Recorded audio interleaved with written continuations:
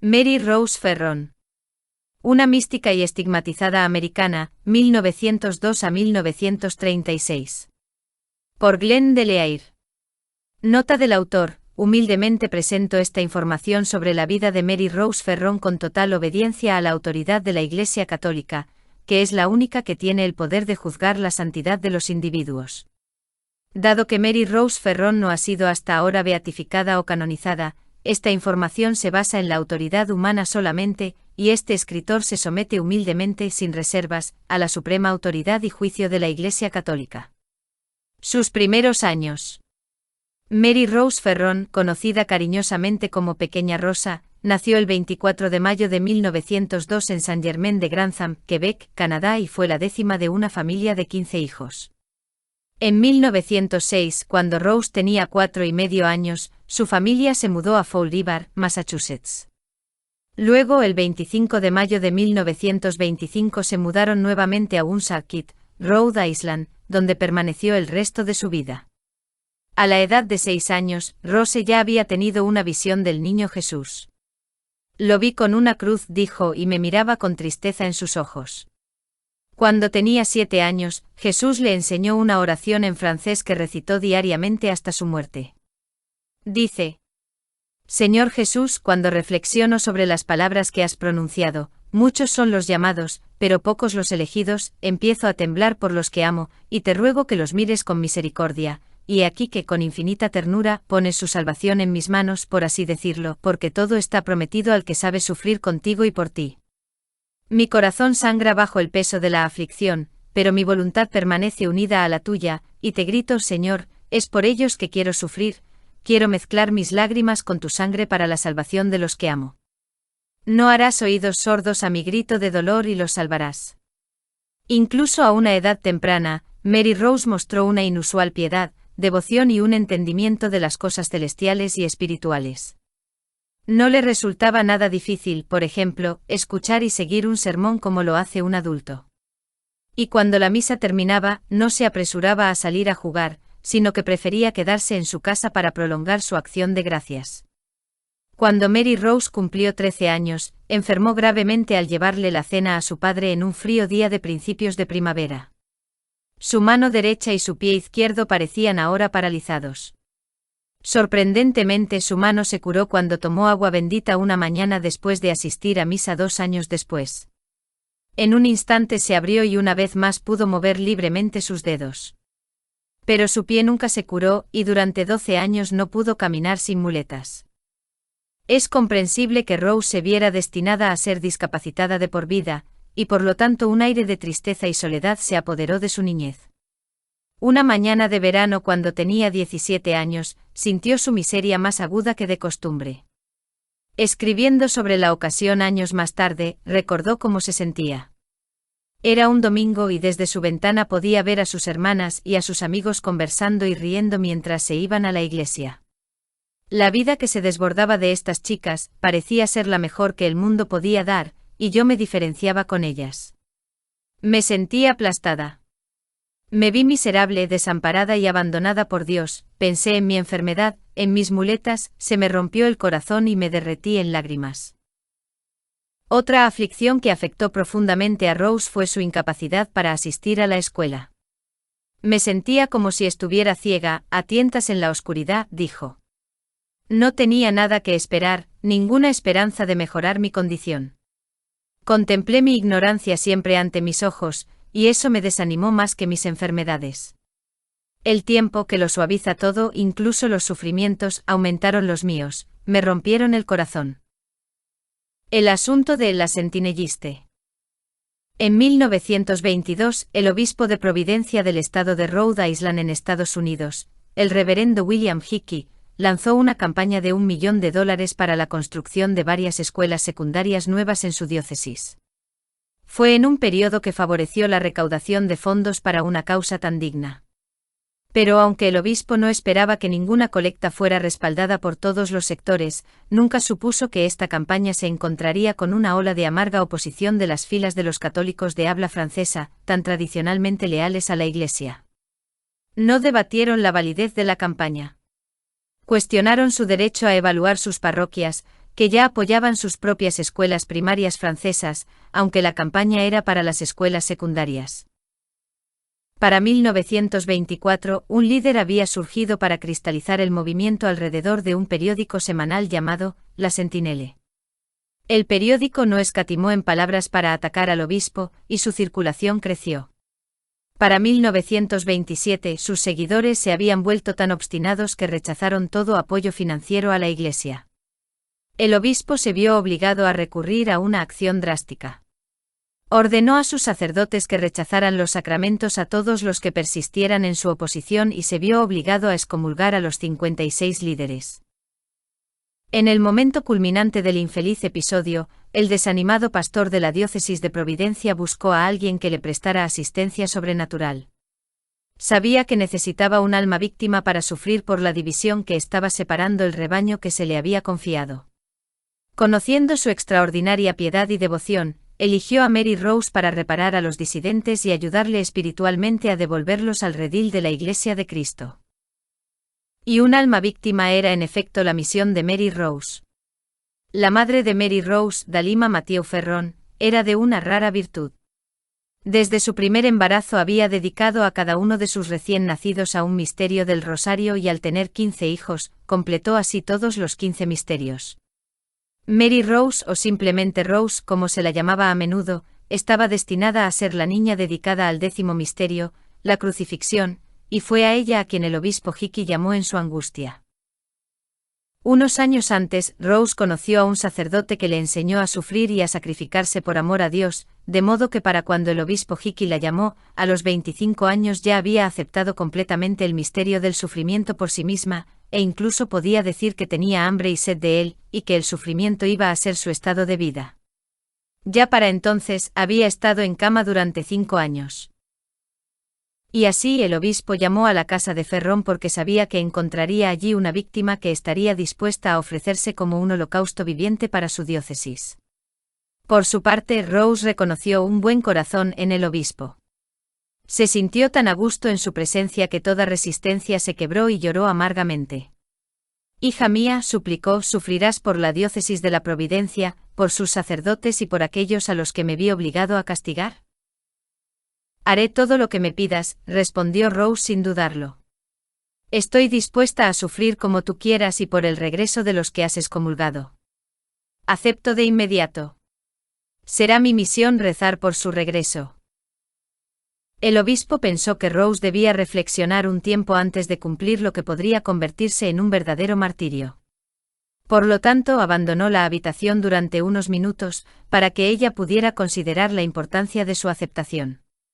Cuando regresó, Rose reiteró su consentimiento. La calma comenzó a establecerse lentamente sobre el campo de batalla sentinelliste. Muchos pensaron que era la calma antes de una nueva tormenta. Sin embargo, una víctima solitaria estaba obteniendo gracias para toda una diócesis a través de un inusual y místico sufrimiento. Una vez en éxtasis, se le oyó suplicar: «Quítame el habla, si eso te ayuda. Quítenme los ojos. Toma mi mente». Y con sus ojos brillando con lágrimas, añadió: «Toma todo lo que tengo y aprecio. Estoy dispuesta a sufrir hasta que el último se convierta, incluso 100 años si así lo deseas». Y más tarde dijo: «Este asunto dará buenos frutos para ambas partes, y con Jesús me alegro por ello». Sorprendentemente, uno por uno, los 56 hijos rebeldes de la Iglesia se inclinaron en sumisión y obediencia a su obispo. Un día, cuando Rose tenía 22 años, la casa se llenó del olor del pan recién horneado. Su hermana menor, que estaba comiendo una migaja, la invitó a comer un poco. «Oh, Rose, está delicioso». «No puedo», respondió Rose, que ya conocía las exigencias de su estómago. «Si lo hago, puedo morir». «¿Morir de hambre o de comer? ¿Cuál es la diferencia? Inténtalo al menos». Rose lo intentó y sufrió como si realmente fuera a morir. Cuando todo terminó, su mano izquierda estaba deformada. Iba a permanecer lisiada hasta su muerte. Lo que es aún más notable es que a partir de entonces no tomó más alimentos sólidos. La propia Rose dio fe de este hecho, al igual que su madre. Durante 11 años, hasta su muerte, Rose solo tomó comida líquida e incluso esto fue a veces incapaz de mantenerlo. Al darse cuenta de que podía recibir la Sagrada Comunión, un sacerdote le dio una vez unas diminutas partículas no consagradas. Rápidamente la hicieron enfermar. Además, 4 años antes de su muerte, ni siquiera bebió agua durante un periodo de 3 meses. Pero Rose sintió hambre y sed, como todos los que vivían en contacto con ella sabían muy bien. Fue al precio de un largo y prolongado anhelo de comida que pudo subsistir con una dieta que hubiera sido insuficiente para una persona común. La pequeña Rosa había comenzado su papel de víctima sin prever el tipo de sufrimiento que le esperaba, ni las señales inusuales que Dios iba a obrar en su cuerpo martirizado. Su abstinencia de comida y bebida fue solo el comienzo de muchos fenómenos místicos extraordinarios y de un profundo sufrimiento. Durante todo ello permaneció dócil a la autoridad, tanto médica como espiritual, y con delicada discreción trató siempre de evitar la publicidad. Una biografía detallada no es el objeto de este breve esbozo de la vida de Mary Rose Ferron. Sus pruebas, su amor por el sufrimiento, sus estigmas y el contenido de sus éxtasis y visiones serán tratados con cierto detalle, porque solo ellos ponen de relieve su intimidad con Cristo crucificado. Otros fenómenos de su vida mística se encuentran en la excelente biografía, Lleva una corona de espinas, del reverendo Boyer.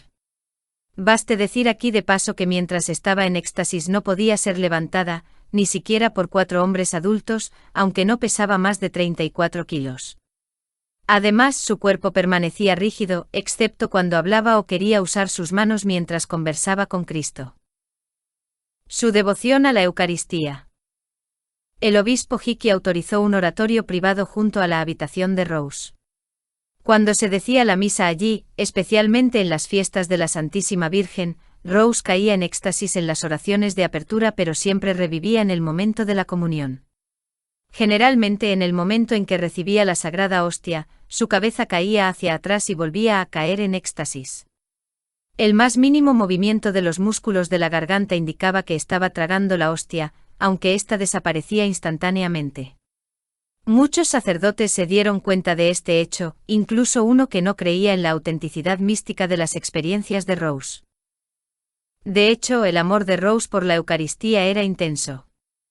Estaba acostumbrada a la recepción diaria de la comunión, cuando de repente se le hizo imposible comunicarse más de una vez a la semana. Rose sufrió mucho de este aislamiento de su Señor de la Eucaristía. Una vez que el sacerdote estuvo ausente durante 2 semanas. Ella contaba los días uno por uno hasta el sábado, cuando él debía llevarle de nuevo el Santísimo Sacramento, solo para que le dijeran esa mañana que no iba a venir. Cuando más tarde habló del incidente, escribe su biógrafo, sus ojos se llenaron de lágrimas y mientras corrían por sus mejillas, el intenso dolor se reveló en sus palabras. Las palabras eran simples y pocas, pero podían mover los huesos de un hombre muerto. No soy sensible, pero esta vez sentí un dolor agudo en todo mi cuerpo. Nunca necesitaré una prueba mayor del martirio que sufrió esa chica al ser privada del Santísimo Sacramento. Cuando el sacerdote supo que Rose estaba constantemente en una tabla a la que estaba atada, quedó tan profundamente impresionado que hizo arreglos para llevarle la Santa Comunión 2 veces por semana. Durante este mismo periodo, Rose se separó completamente de los 3 sacerdotes de los que había buscado dirección espiritual. Su aislamiento de ellos y la poca frecuencia de las visitas eucarísticas de su esposo duraron varios años. Fueron años de vida de pura fe, en medio de profundos sufrimientos, tanto físicos como mentales. Durante el resto de su vida, se preguntaría cómo había sido capaz de sobrevivir sin perder la cabeza. Pero se aferró al ancla de la fe y la providencia de Dios y encontró seguridad en la total docilidad a la autoridad de su confesor. Sus estigmas y heridas de la flagelación. Rose Ferron fue una de las personas más completamente estigmatizadas de la historia. Mientras que tal vez solo 30 o más han soportado las 5 heridas y la coronación de espinas, Rose tenía todo esto, así como la herida del hombro y el sangrado de los ojos. Las heridas de la flagelación de Cristo habían aparecido de vez en cuando durante la última parte de 1926. Pero fue durante la Cuaresma de 1927, unos meses antes de que el obispo Hickey buscara en Rose una víctima para su diócesis, que estas heridas empezaron a aparecer regularmente cada viernes. Las rayas rojas y púrpuras eran claramente visibles en su brazo, que parecía haber sido azotado con látigos. Las heridas se hinchaban y dolían como quemaduras. 2 días más tarde, ante los ojos de su biógrafo y de otro sacerdote, las heridas de los clavos aparecieron en sus manos. Sus pies también tenían las marcas de los clavos. Rose tuvo la sensación de que su sangre no circulaba más allá de los estigmas de sus pies, pero la sangre fluía de ellos. Al describir la perforación de los músculos de sus manos, Rose explicó: «Siento que se desgarran, parecen separarse en jirones y hacerse a un lado». Un sacerdote que examinó estas heridas en 1930 escribió: «La sangre daba un olor dulce desconocido para mí, algo así como un perfume, mis manos se saturaron de él. No era un olor transitorio, ya que el olor persistía hasta la mañana siguiente». Los estigmas del corazón comenzaron durante la Cuaresma de 1929. Le causaron a Rose dolores tan agudos que a veces se desmayó hasta quedar inconsciente. Ella decía que el dolor interior era espantoso. A veces el dolor se sentía intensamente en su espalda, donde la lanza parece haberse detenido, dijo. Las heridas de la corona de espinas parecían, en palabras de la madre, 2 cuerdas pesadas que rodean su cabeza.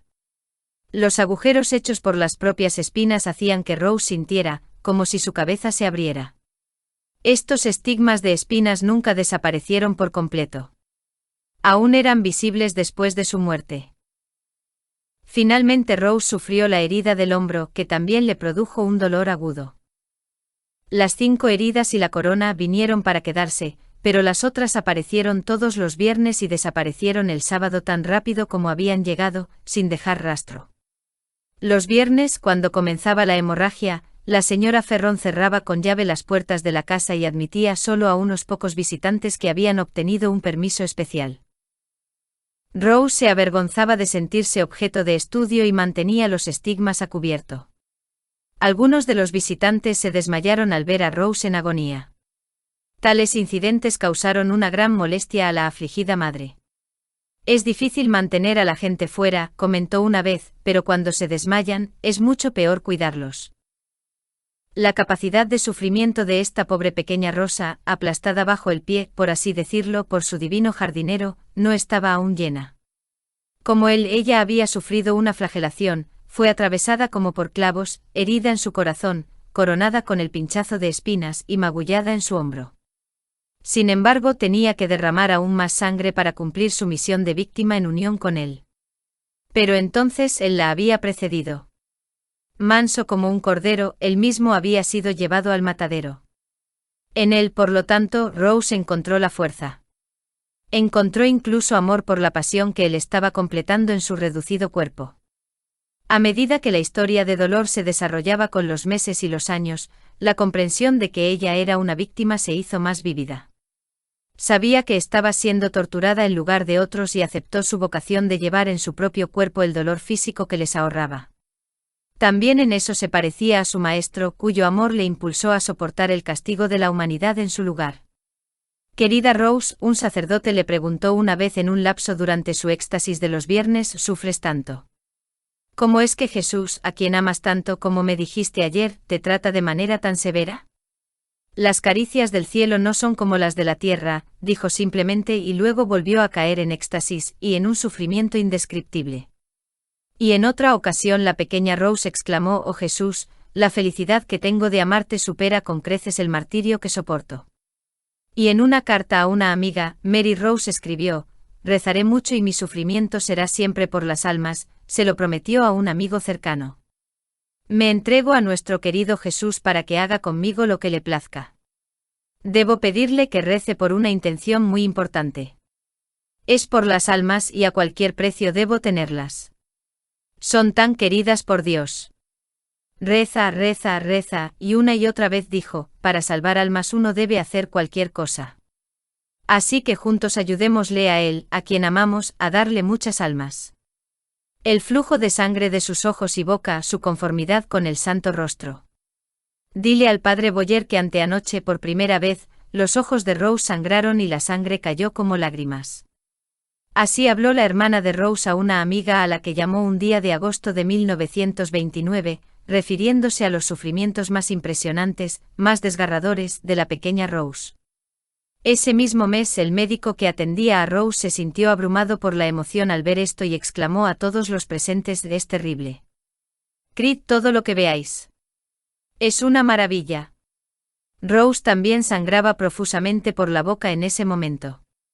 Rose preguntó una vez a su madre y a un par de visitantes cerca de la cama: «¿Cómo es que pierdo tanta sangre, cuando tengo tan poca?».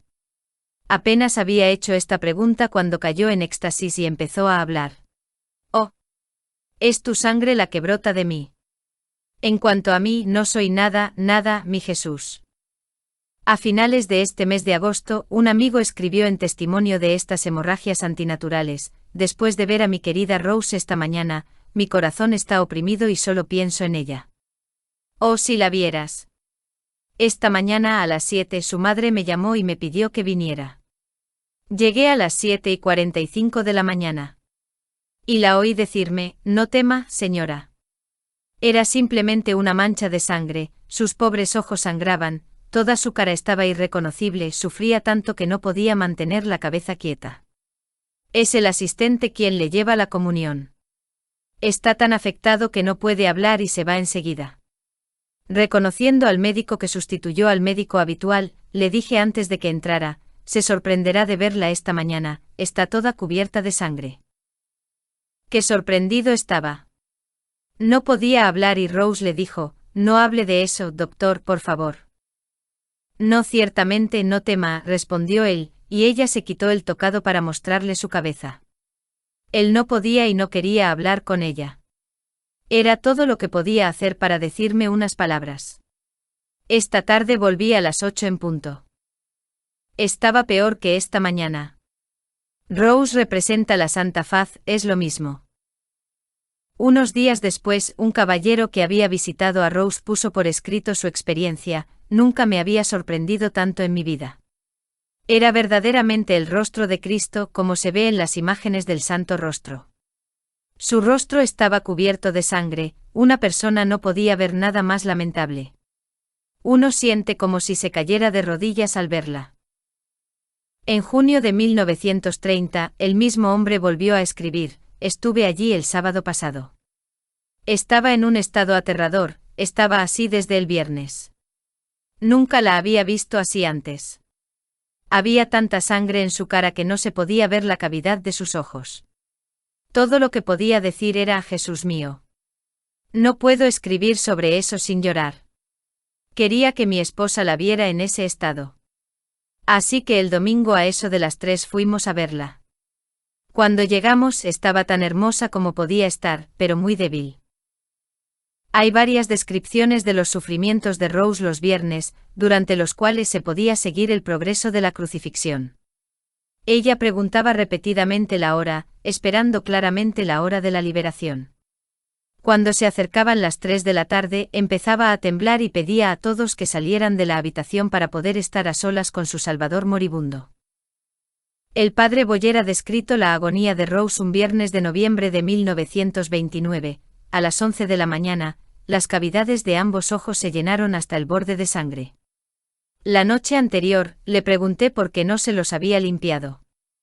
Ella respondió: «Al limpiarlos, la piel a menudo se va con la sangre, pero si lo dejo, la sangre se seca y se escama al día siguiente. Y aún dejándola, siento que la sangre arde como si fuera un ácido». La ceja derecha fue abierta mientras estaba allí, y a medida que la herida se agrandó, los alrededores del ojo se volvieron azules, amarillos y negros. «He visto muchos ojos morados, pero ese fue el peor que he visto. La mera vista fue dolorosa.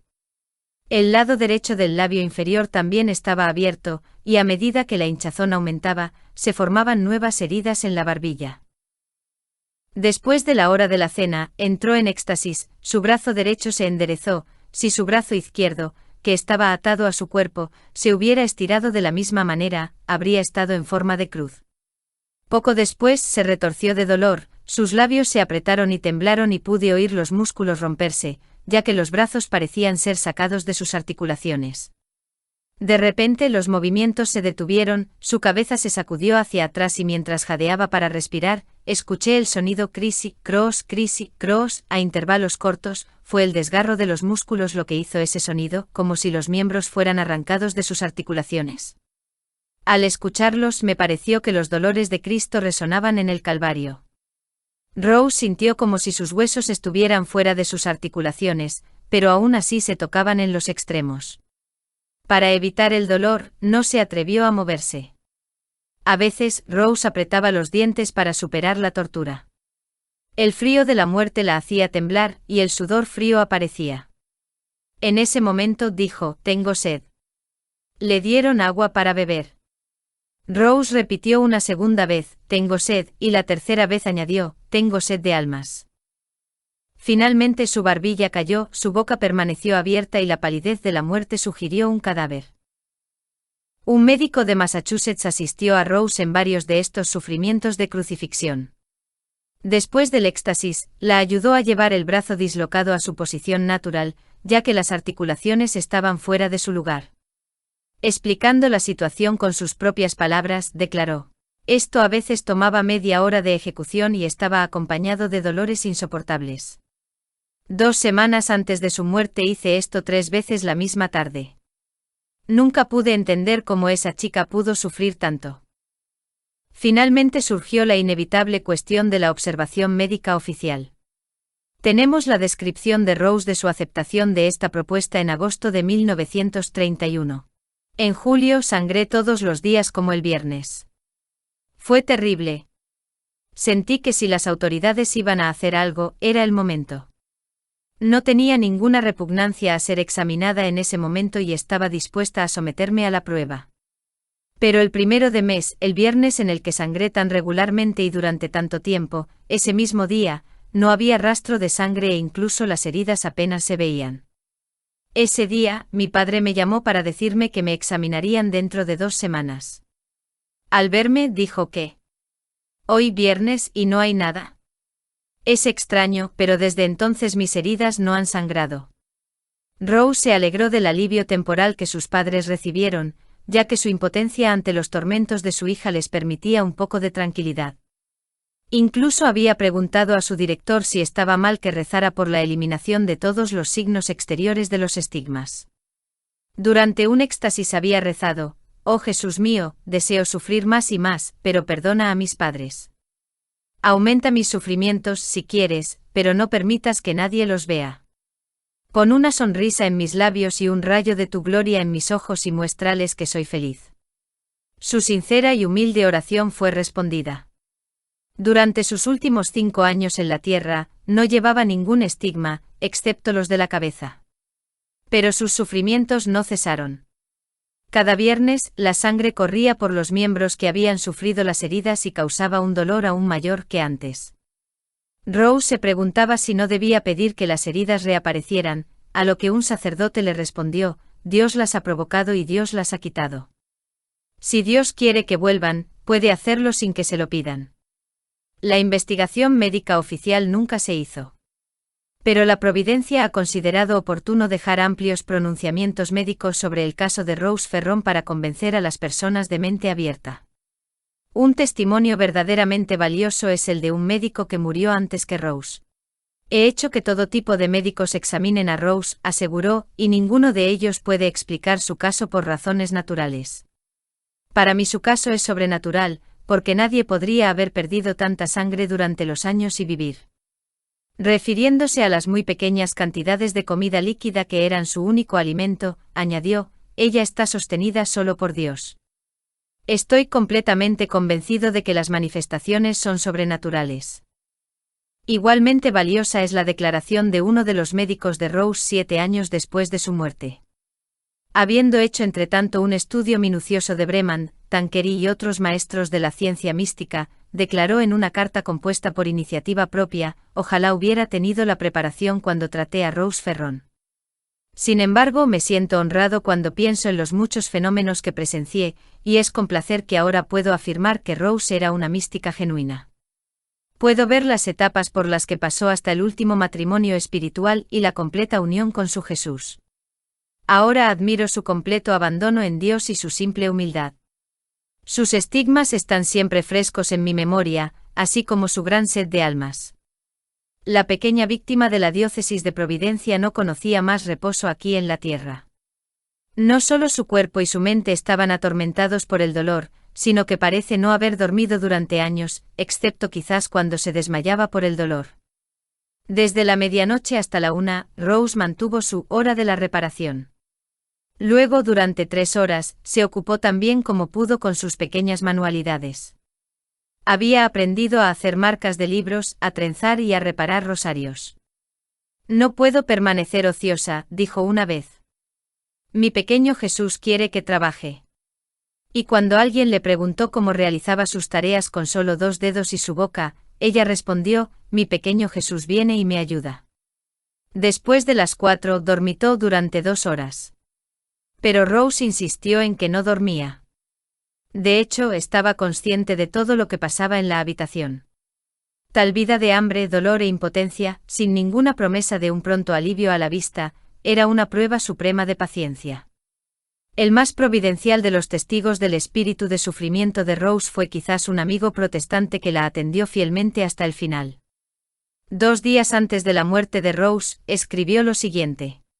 La pequeña Rose fue realmente una mártir, siempre llevaba una sonrisa, por muy grande que fuera el dolor y la agonía que sufriera. La he cuidado día tras día, semana tras semana, año tras año.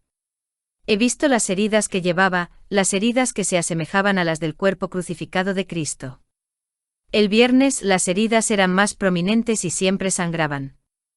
Durante la Cuaresma, al acercarse la Semana Santa y el Viernes Santo, sus sufrimientos eran mucho más grandes y la agonía que sufría a veces superaba la resistencia humana y la hemorragia durante este periodo era mucho mayor. Puedo decir que nunca se quejó, siempre sonrió, aunque en la agonía. He sido bendecido más allá de toda expresión por su amistad. Su humildad. Tal paciencia es difícilmente concebible en un estigmatizado sin una humildad arraigada.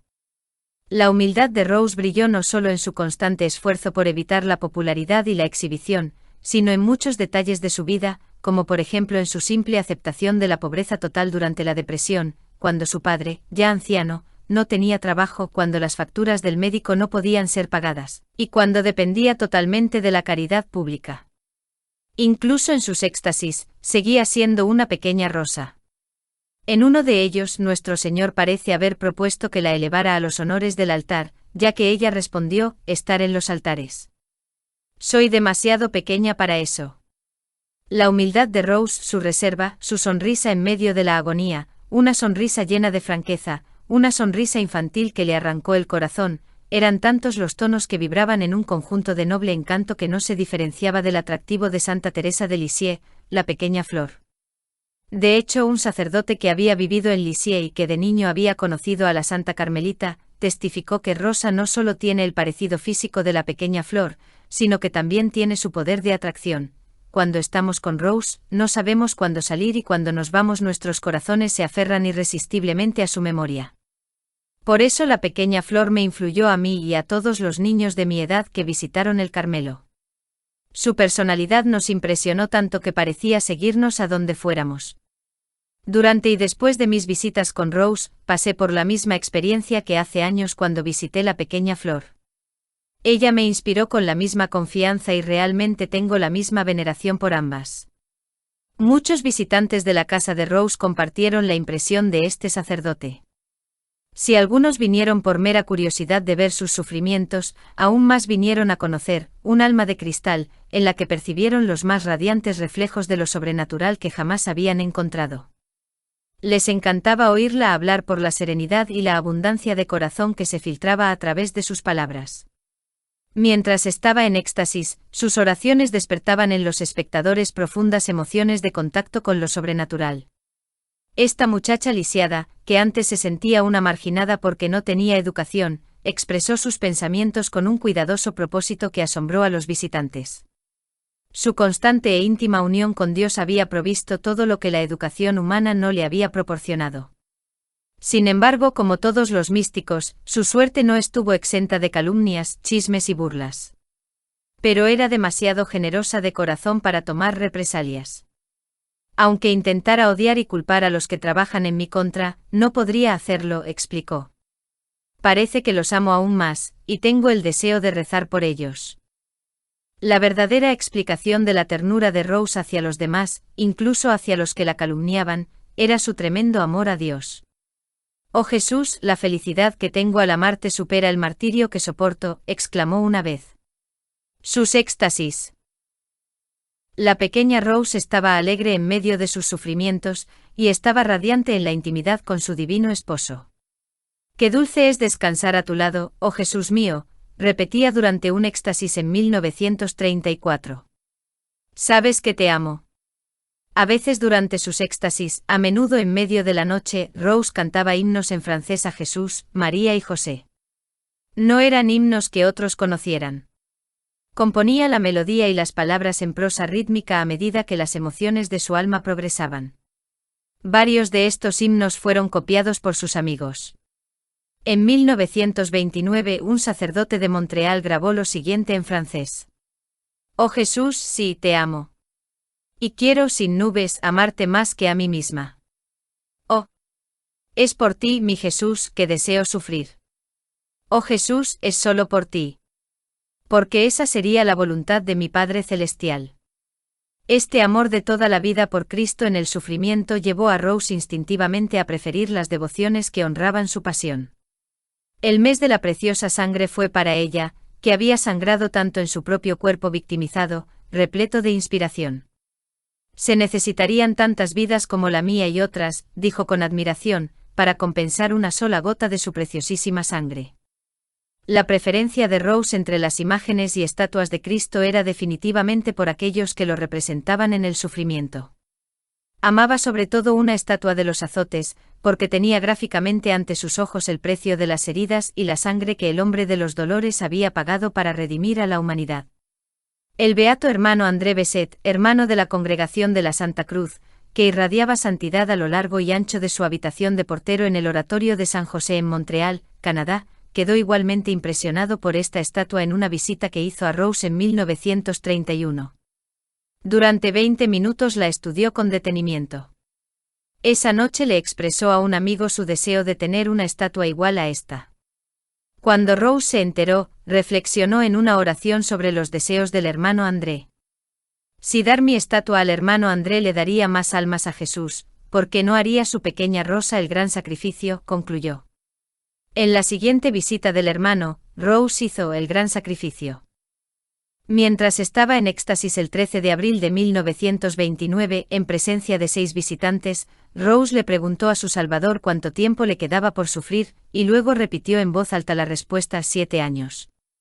Empezó a contar la edad que tendría después de 7 años más, y se detuvo a los 33. Cristo pareció preguntarle si era demasiado tiempo, pues ella dijo con gran entusiasmo: «Oh no. Ven a buscarme cuando quieras. Estoy dispuesta a sufrir 100 años, si tú lo quieres. Es mi sacrificio quedarme». Como se le reveló anteriormente, Mary Rose Ferron murió en 1936 a la edad de 33 años. Solo la muerte la liberó del sufrimiento que la perseguía día tras día. Dios y las víctimas son los únicos que saben lo que significa la palabra cruz, había comentado, y sus últimas 2 semanas estuvieron llenas de la abrumadora realización de la verdad de esta declaración. Rose ya no podía ver. Sufría tales dolores de cabeza que el menor sonido era como un golpe, y cualquier ruido le hacía desmayarse. El último día de abril de 1936, perdió completamente el oído y el habla. No había forma de saber lo que quería. El 6 de mayo, el padre Boyer llamó a la 1 de la mañana. Entré en la habitación, escribió en su biografía, y cuando vi el estado en que se encontraba, me sentí conmovido. No pude reconocerla, estaba tan cambiada, su rostro no solo estaba desfigurado, sino que estaba arrancado de su forma. Sus ojos estaban semicerrados y en sus esquinas se acumulaba sangre espesa, su tez era de color rojo cobrizo y su piel parecía áspera e hinchada, su respiración era dolorosa, su boca estaba abierta y retorcida con una expresión desgarradora. Era como un crucifijo moribundo, esperando la consumación de su martirio. Rose vivió 5 días más. En la muerte aún tenía la expresión de angustia incrustada en su rostro.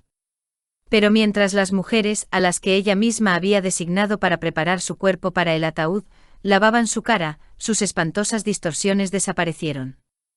Un cambio se produjo en sus rasgos a cada golpe de la toalla. Su rostro emergió envuelto en una sonrisa encantadora. Era tan natural que un médico fue llamado específicamente para determinar su muerte. De hecho, la belleza de la pequeña Rose había impresionado a sus visitantes durante mucho tiempo. En sus testimonios de sus fenómenos, lo comentaron repetidamente. Cuando la vieron retorcerse y sangrar en los atroces sufrimientos de la pasión, no notaron la belleza de sus rasgos. Ayer era tan hermosa, escribió un sacerdote, hoy está cubierta de sangre. Seguramente fue la belleza interior de sus virtudes lo que irradiaba en su rostro externo. Dejemos que la propia Rose, con sus propias palabras, cierre esta pequeña biografía. Me ofrezco como víctima un holocausto para vivir en constante caridad, rogándote, oh Jesús mío, que me consumas sin cesar, que me convierta en víctima de tu amor. Su rostro.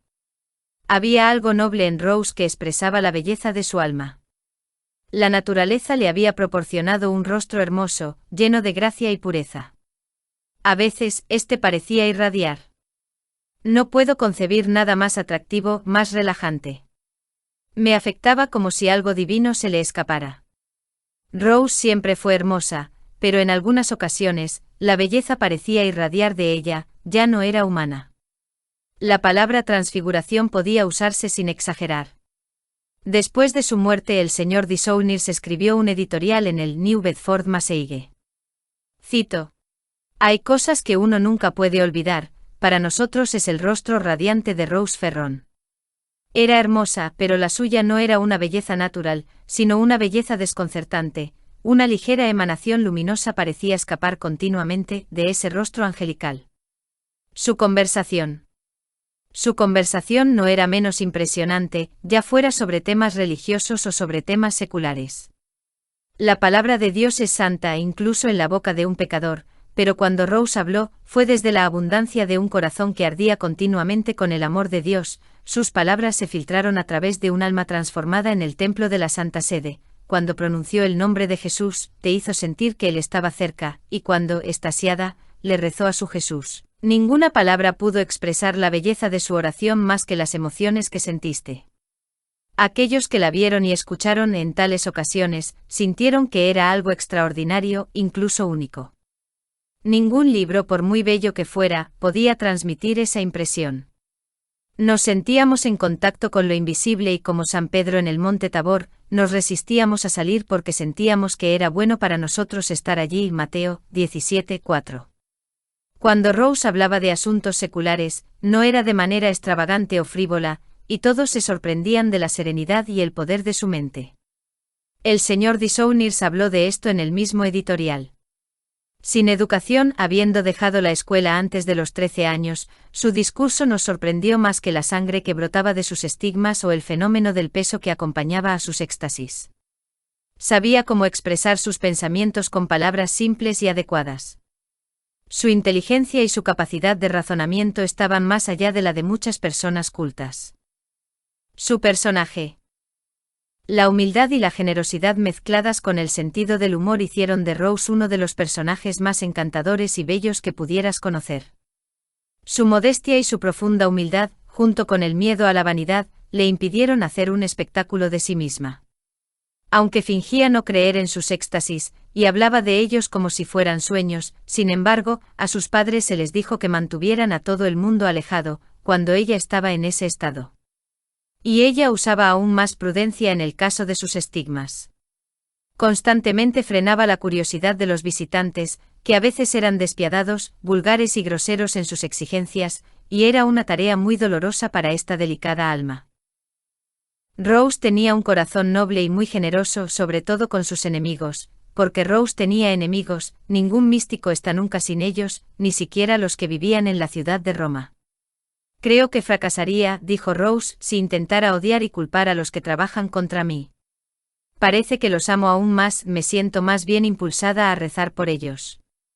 A veces parecía estar en un caldero de problemas, era objeto de las más tontas y mezquinas calumnias que se puedan imaginar, pero la resignación de Rose a su propia miseria la hizo sumamente sensible a los fallos de los demás. En lugar de culparlos, la oía decir, mientras las lágrimas rodaban por sus mejillas: «Lo siento por ellos, están perdiendo sus méritos». Mientras Rose sufría y recibía a los enfermos y afligidos, siempre tenía una sonrisa y estaba siempre dispuesta a reír. Le gustaba ver el lado divertido de las cosas. Cuando reía, un dolor agudo generalmente le atravesaba el corazón. Aunque se miraba a sí misma, a menudo era tomada por sorpresa y estallaba en risa. Luego se desmayaba y cuando su cabeza caía sobre la almohada, su mano se levantaba para caer sobre su corazón. En otras ocasiones intentaba en vano abstenerse de reírse y luego estallaba y reía de todo corazón.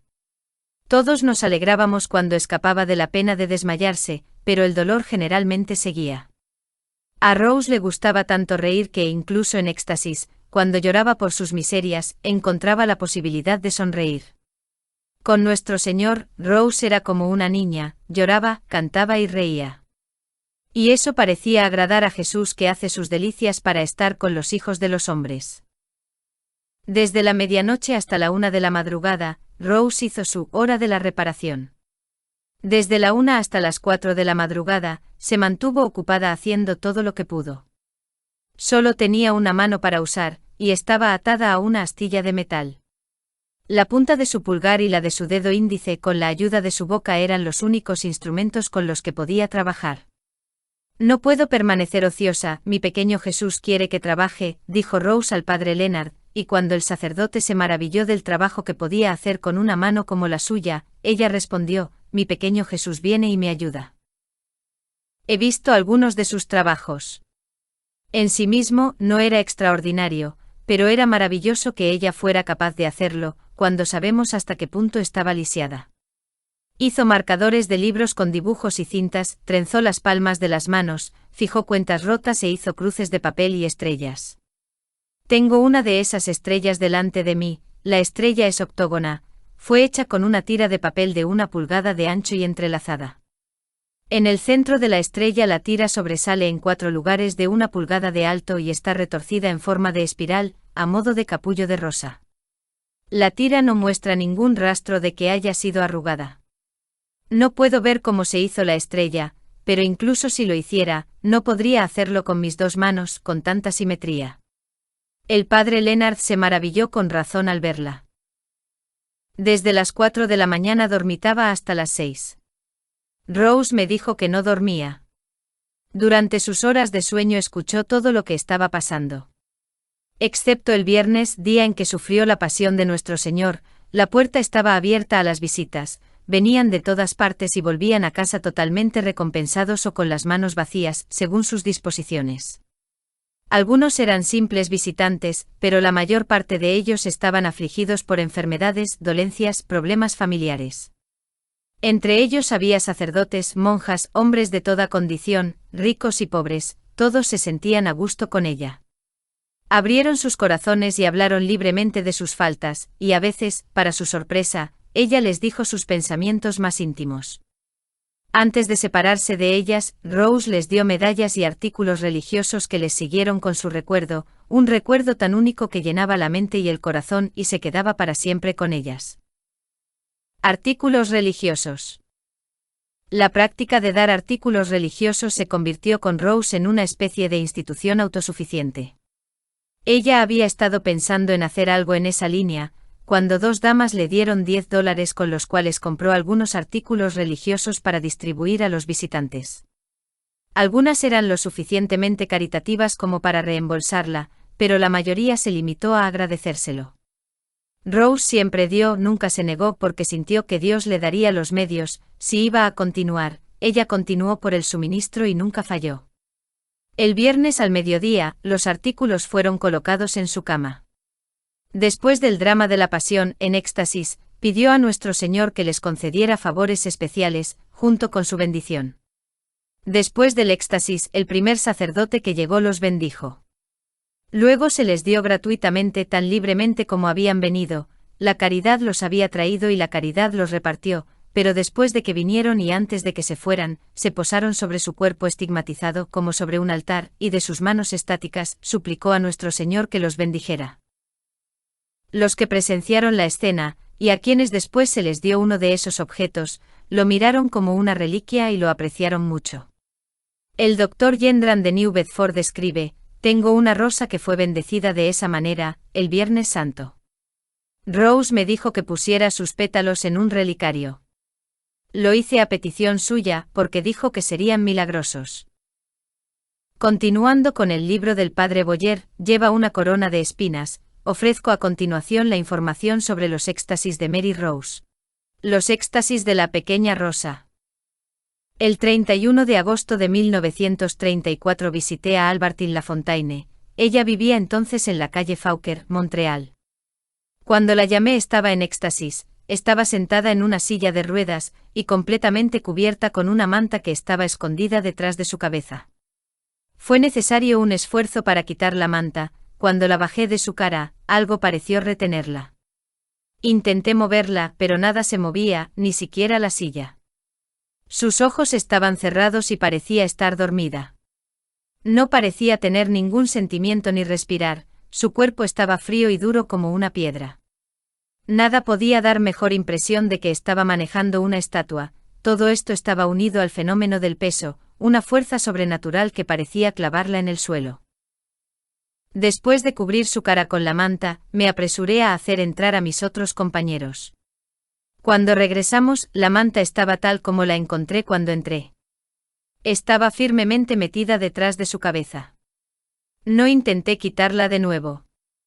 En el grupo había un hombre, su esposa y su madre, todos de mi parroquia. Después de decirles que Albertine era una mística y que en realidad estaba en éxtasis y que lo había estado durante 2 semanas, tiré de ella, con todas mis fuerzas, para ver si cedía, pero ni ella ni la silla se movieron. Mi compañero fuerte y robusto también lo intentó, pero en vano. Su esposa y su madre hicieron el mismo experimento con el mismo resultado. Entonces, doblando una rodilla, tomé la rueda y la giré, con la intención de mover la silla. Con gran esfuerzo logré hacerla girar unos 30 grados, pero al soltarla, la rueda volvió a su sitio. Entonces, tomando la misma posición frente a la silla, y agarrando las 2 ruedas, tiré en mi dirección hasta que las ruedas chirriaron y amenazaron con romperse. Lo único que se movía era el viejo linóleo que se rizaba y retorcía delante de las ruedas. Mi compañero intentó el mismo experimento, pero tampoco tuvo éxito. Las 2 mujeres se negaron a intentarlo. Ellas miraban con gran sorpresa. Este es un caso clásico de éxtasis. Lo he mencionado para hacerles entender los éxtasis de la pequeña Rosa, que eran del mismo tipo. Ambas tenían la rigidez muscular que es un fenómeno habitual del éxtasis y cuando se acompaña junto con la del peso, se convierte en uno de los rasgos distintivos entre el éxtasis divino y el natural. El 15 de octubre de 1935, uno de mis corresponsales escribe: «Hace unas 2 semanas, mientras hablaba con Rose, ella cayó en éxtasis. En ese mismo momento su cabeza se deslizó de la almohada y permaneció en una posición bastante incómoda, así que traté de volverla a colocar en su lugar, pero no pude moverla, era tan pesada como el plomo. Cuando se desmayó, estaba en el acto de llevar su mano a la cabeza, y su brazo permaneció levantado. Me sentí incómodo con ella, así que intenté enderezar el brazo, pero no se movía. Era como una estatua de mármol. No me atreví a tirar, por miedo a romperle el brazo. Permaneció en esa posición durante media hora. Luego volvió en sí y levantó la cabeza y volvió a entrar en éxtasis, como si tuviera un shock. El éxtasis duró aproximadamente 1 hora más. El 10 de diciembre de 1935, la autora pasó la tarde con Rose, se desmayó en éxtasis, permaneció así durante unos minutos, revivió y volvió a desmayarse. Cada vez que caía en éxtasis, el fenómeno del peso se manifestaba inmediatamente y aumentaba en proporción a la profundidad de ese estado. La frecuencia de sus éxtasis hizo que fuera una buena ocasión para experimentar. Cuando ella entraba en uno de estos, yo colocaba mi mano izquierda en la parte superior de su brazo derecho, la única que podía usar, y con la otra sostenía la suya. Entonces podía sentir la rigidez bajando por su brazo como una onda. Mientras bajaba, la sensación de frío seguía. El movimiento de la ola llegó en sucesión a la mano, los dedos, y por último el pulgar. Entonces ya no se podía levantar y cuanto más profundamente entraba en ese estado, más se fijaba en la cama. La rigidez y el peso parecían ir y venir simultáneamente. Cuando salía del éxtasis, la flexibilidad comenzaba en las extremidades, comenzando con el pulgar y retrocediendo, en la dirección de donde había venido. Con respecto al fenómeno del peso, una vez le pregunté a Rose si sentía el peso, ya que estaba volviendo a sus sentidos. La respuesta fue que su cabeza era pesada y difícil de mover, pero esa sensación se sentía solo en el acto mismo de recuperarse, cuando su alma parecía volver a la suya. Después de experimentar un rato, me puse a los pies de la cama y sin mirarla, la moví muy lentamente a izquierda y derecha. Era más difícil moverse cuando ella entraba en éxtasis y se movía más libremente cuando salía de él. La madre estaba sentada al lado de su cama, frente a mí, era experta en leer la expresión de su hija. Podía decir de un vistazo si Rose había caído en éxtasis o en un desmayo. Pero pronto me di cuenta de que moviendo la cama, podía detectar los entresijos del éxtasis antes que la madre. La cama transmitía el poder del peso antes de que pudiera expresarse en el rostro de Rose. A medida que repetía los experimentos una y otra vez, pronto noté no solo que la cama era difícil de mover, sino que reaccionaba en la dirección opuesta. Si la movía 8 o 10 pulgadas y la soltaba, la cama volvía a su sitio por sí misma. Repetí este experimento muchas veces, antes de llamar la atención de la señora Ferrón. Cuando el experimento demostró ser cierto, le dije a la madre que se fijara en mis manos, moví la cama y la solté de repente, luego la cama, como un fiel soldado que vuelve a las filas, volvió a rodar a una velocidad uniforme hasta el mismo lugar donde había estado. Miré a la madre severamente y le dije, ¿moviste esa cama? La madre estaba a 60 centímetros de distancia y de frente a mí. Me miró y con un medio asfixiado, no se levantó, se apresuró a la cocina y se le oyó susurrar las maravillas que había visto. El fenómeno de la silla de ruedas de Albertine se había repetido en la cama rodante de Rose. Cuando se hicieron estos experimentos, el fenómeno del peso no era nada nuevo. Todos los que estaban familiarizados con la vida de Rose lo sabían. 3 años antes el autor había escrito al obispo y le había llamado la atención con las siguientes palabras: viernes, 25 de noviembre de 1932, pasé la tarde con Rose Ferrón.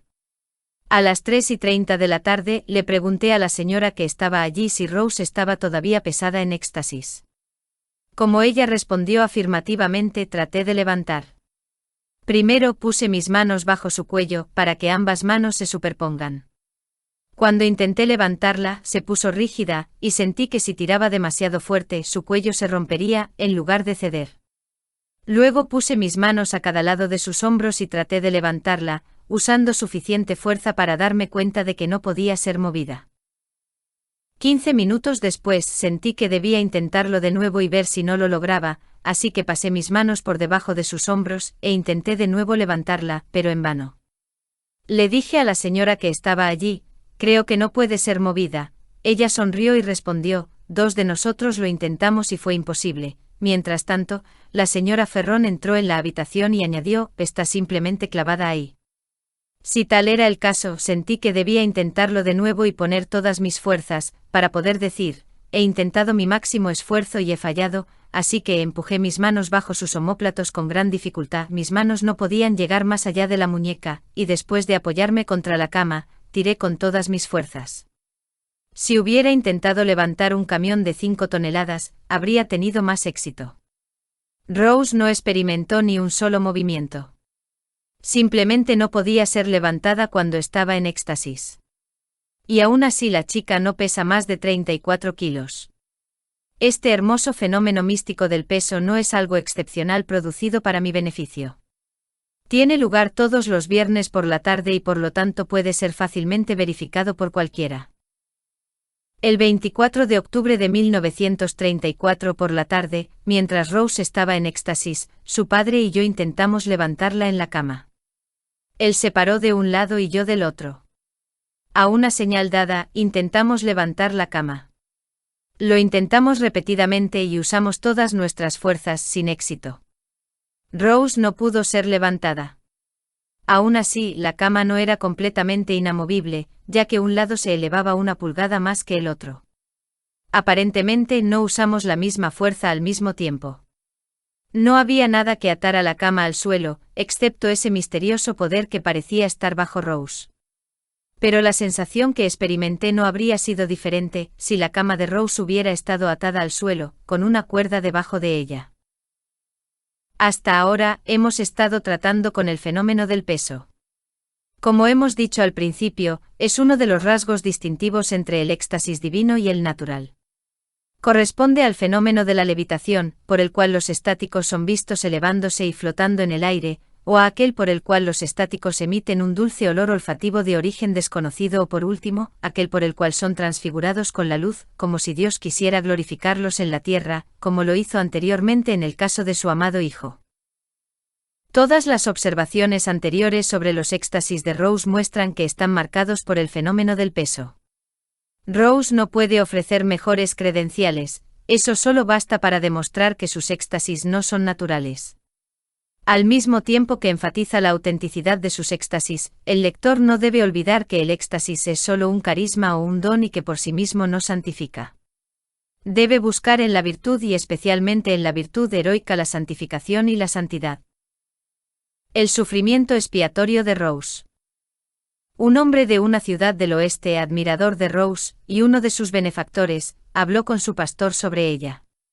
El sacerdote escuchó y dijo: «Pídale que rece por 2 o 3 personas de esta parroquia, son casos difíciles». El teléfono sonó, Rose respondió, el mensaje fue entregado. Unos días más tarde el párroco se dirigía a decir la misa, eran las 6 de la mañana. Allí en la escalera de la iglesia, le esperaban 4 personas que llevaban esperando desde las 4 de la mañana. Cuando el caballero del oeste llamó a Rose, le contó lo que había pasado.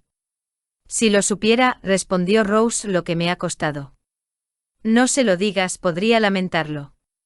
La vida de Rose es una historia interminable de sufrimientos expiatorios. Rose creía en la comunión de los santos, pero pensaba más en reponer el tesoro de las gracias que en sacar de él sin aportar su parte. El siguiente incidente me sorprendió. Ocurrió mientras Rose estaba en éxtasis. Ella estaba sufriendo por una de sus hermanas, o más bien había tomado sobre sí misma los dolores de esta hermana. Fue un caso de confinamiento. La madre y el padre estaban allí, observando las contorsiones y expresiones de dolor habituales en estos casos. Según los padres, la representación era idéntica. Durante la prueba, Rose estaba inmensamente hinchada. «Mira», dijo la madre, «sus huesos están fuera de lugar». Luego señaló un hueso en el centro del abdomen de Rose. «Es el hueso de su cadera», dijo la madre. «¿Qué? ¿El hueso de su cadera?» «Sí», respondió ella. «Siéntelo». Luego lo martilló con los nudillos. Mientras miraba al padre, dijo: «Es verdad. Lo sentí cuando él mismo lo tocó». Como la madre, la golpeé con los nudillos 3 o 4 veces y sentí que era la parte superior del hueso de la cadera. Al golpear, pude sentir la concavidad de su superficie interior. A menudo había oído a la madre decir que los huesos de Rose estaban fuera de lugar, pero nunca pensé que fuera así. Este fenómeno no parece posible, pero en el misticismo, es una cosa ordinaria. San Juan de la Cruz, el padre de la teología mística, dice que siempre acompaña los desvaríos de los místicos cuando no están completamente purificados por la noche del alma. Rose ha tomado los sufrimientos de más de un caso de parto. Aún hoy, las madres que temen ese momento se confían a ella, y se sorprenden del resultado. Oración que Mary Rose Ferron recitaba a menudo al Inmaculado Corazón de María. Corazón Inmaculado de María, modelo perfecto de santidad, toma mi alma y moldéala según tus sublimes perfecciones. Purifica mi corazón y libéralo de todo obstáculo a la santidad, de modo que, desprendido de sí mismo y de los placeres del sentido, puedes adornarlo con las virtudes y la perfección de tu propio Inmaculado Corazón. Entonces conduce mi alma a esa divina intimidad que es la única que puede satisfacer la inmensa capacidad de amor y unión con la que Dios ha creado el corazón humano. De ti espero confiadamente esta gracia de santidad, y confío mi destino eterno a tu Inmaculado Corazón. Amén. Para salvar almas uno haría cualquier cosa, sacrificaría cualquier cosa, así que juntos ayudémosle a él, a quien amamos, a darle muchas almas. Mary Rose Ferrón, 21 de septiembre de 1921. Rezaré mucho y mis sufrimientos serán siempre por las almas. Me entrego a nuestro querido Jesús para que haga conmigo lo que le plazca, debo pedirle que rece por una intención muy importante. Es por las almas y a cualquier precio debo tenerlas. Son tan queridas por Dios. Reza, reza mucho. Estoy tan triste cuando pienso en el dolor que nuestro querido Jesús debe tener por nosotros, pobres almas. Mary Rose Ferrón, 5 de febrero de 1932. Este autor se une a los muchos otros en todo el mundo que fervientemente esperan y rezan para que la pequeña Rosa sea pronto canonizada por la Iglesia Católica. Mary Rose Ferrón, ora pro nobis. Dios les bendiga.